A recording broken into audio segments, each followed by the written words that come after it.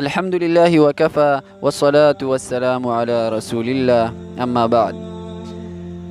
ظلم د نن سبا معاشري یو رواج ګرځېدلی دی.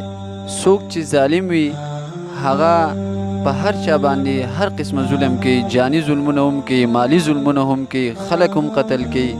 نو په داسې معاشره کې هر انسان له پکار ده چې د خپل حفاظت دپاره داسې اعمال وکړي چې د ظالمانو د ظلم نه او د جابرانو د جبر نه دی محفوظ شي.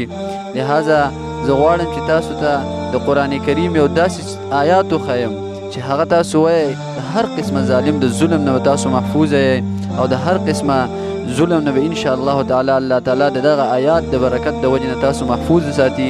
هغه آیات د سورې انفال د آیات دی. ربنا اخرجنا من هذه القرية الظالم اهلها واجعل لنا من لدنك وليا واجعل لنا من لدنك نصيرا.